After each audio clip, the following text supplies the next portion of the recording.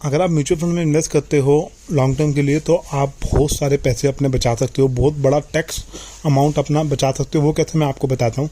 मान लीजिए आप 10 लाख रुपए इन्वेस्ट करते हैं म्यूचुअल फंड में और CAGR 12% की रहती है। कई म्यूचुअल फंड में 18% 20% भी रही है, लेकिन बीच में मार्केट स्लो डाउन होता है, कुछ भी होता है, रिटर्न नहीं दे पाता है 1-2 साल बीच में या 3-4 साल, तो हाँ ज्यूम करते हैं 12% का रिटर्न मिला हमको और हमने 20 साल के लिए इसमें इन्वेस्ट किया, तो टोटल 20 साल बाद जो वैल्यू मिलेगी हमको 96 लाख मिलेगा। इसमें 86 लाख हमारा प्रॉफिट है।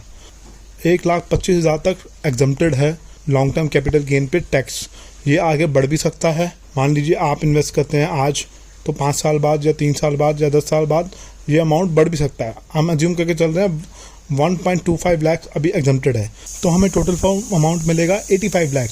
तो इसमें हमारा long term capital gain tax हो गया 1.25 लाख एग्जम्प्ट करने के बाद 10,65,000 रुपये का हमको टैक्स देना पड़ेगा इसके अंदर, और हमें 74 लाख रुपीज़ फाइनल अमाउंट मिलेगा टैक्स कटने के बाद। लेकिन वहीं हम एक स्ट्रेटजी अपनाएंगे तो हम काफ़ी सारे पैसे बचा लेंगे। करना क्या है, हर साल 1.25 लाख तक टैक्स एग्जम्प्टेड है, हर साल आपको 1.25 लाख का प्रॉफिट बुक करते जाना है। कहने का मेरा मतलब ये है कि मान लीजिए अगर आपने लमसम 10 लाख रुपए इन्वेस्ट कर दिए, पहले 2 साल को मैं छोड़ देता हूँ, मैं लगाता हूँ कि 18 साल तक हम हर साल 1.25 लाख का प्रॉफिट बुक करते हैं। तो दोस्तों टोटल अमाउंट हमारा निकला 22,50,000 रुपये, जिसपे हमें इनकम टैक्स अब नहीं देना है। अगर हम फाइनल कैलकुलेशन करेंगे तो 63 लाख पे हमें इनकम टैक्स देना है, तो 63,96,000 पे हमें इनकम टैक्स देना है, जो हमारा 8 लाख रुपए बनेगा।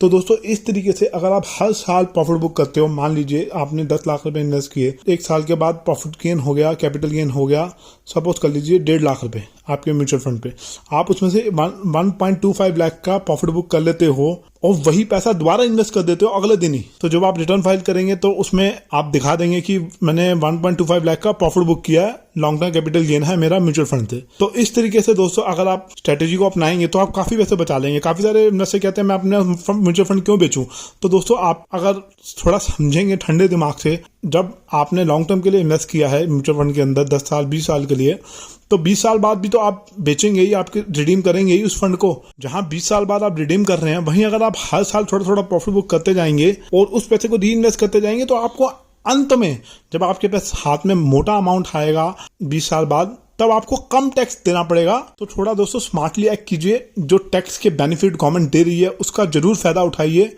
और स्मार्ट इन्वेस्टर बनिए।